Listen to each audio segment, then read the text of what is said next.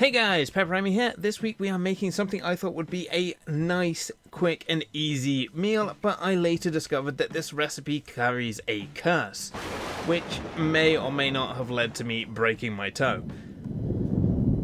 And this recipe is pasta arrabbiata, which translates to angry pasta, but I think from now on I'm just going to call it cursed pasta, so in my opinion, make this recipe at your own risk. Now this is a very simple recipe. For it, all you will need is some dried pasta, obviously, 1 tablespoon of dried chili flakes, 1 teaspoon of dried oregano, 1 teaspoon of dried garlic powder, or if you don't want to use garlic powder, you can use 2 to 3 whole garlic cloves, which you just chop up, 1 teaspoon of salt, 1 teaspoon of ground black pepper, 1 tablespoon of oil, 1 onion finely chopped, optionally some cubed panchetta or bacon, and finally 2 400-gram cans of chopped tomatoes. Now for step 1 of the curse, you want to go shopping for all of the ingredients and discover the shop has no panchetta, so you have to swap it out for bacon, which isn't necessarily a big deal, but you also want to really honestly make sure you forget to buy the 2 cans of tomatoes, as of course they are the main ingredient for this recipe. So it always helps a curse if you completely forget to buy the main thing.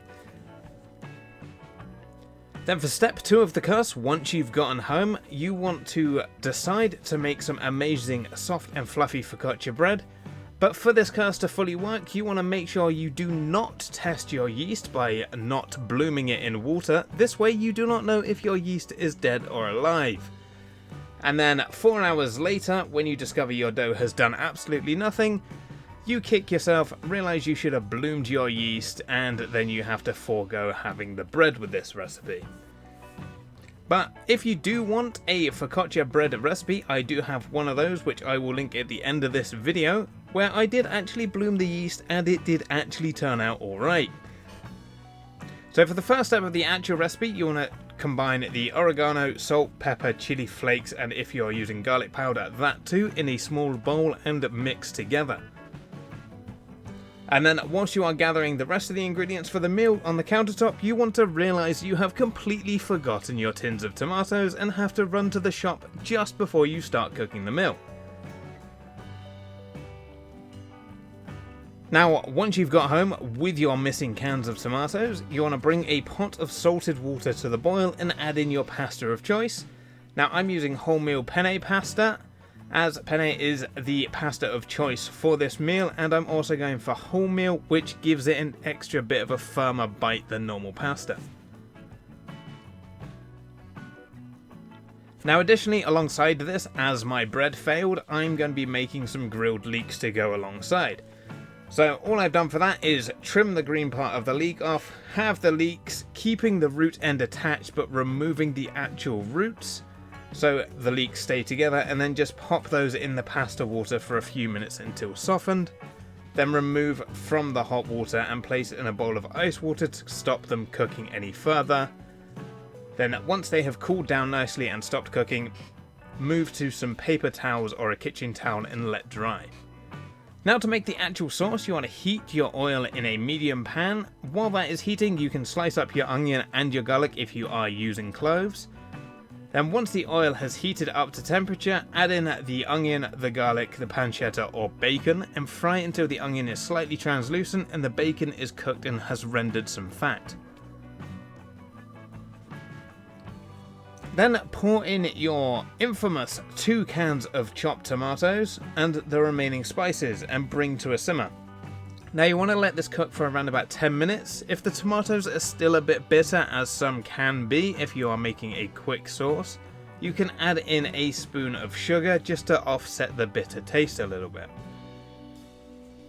By now your pasta should have finished cooking. Simply just drain the pasta. You can reserve some of the pasta water if you want a slightly looser sauce.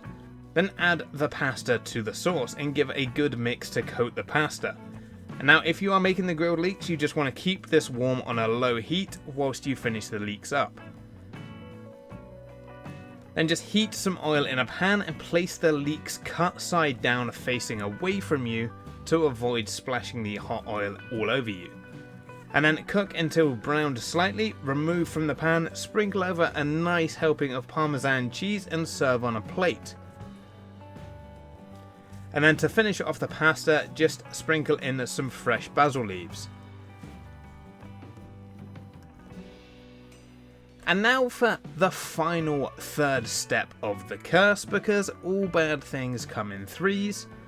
Now, once everything is finished and you are ready to serve, get a nice thumbnail picture sorted, everything is going well, you want to then take the pasta to the dinner table, making sure you slip over in a wet patch on the floor, throwing the pasta sauce all over the walls and the door frames and the floor, and most importantly, in a go big or go home movement, you really want to punt the wall as hard as you can with your toe to almost ensure breaking your big toe. Now, I don't often slip or fall, but when I do, I always try to go the extra mile and add some extra flair just to really cement the occasion in my head. So this time I decided to try and break something. Now, this super simple pasta dish is easy to make and it tastes amazing, but I'm not quite sure it was potentially worth the broken toe, so if I was you and you are going to try and make this, I would try and avoid breaking your toe, as you know, it slightly diminishes from the day. Now, this dish gets called angry pasta because of the amount of chili flakes and the black pepper you are putting into it, but little did I know that this pasta can be so angry it can curse you. But that wraps up this very painful episode. I hope you guys have enjoyed.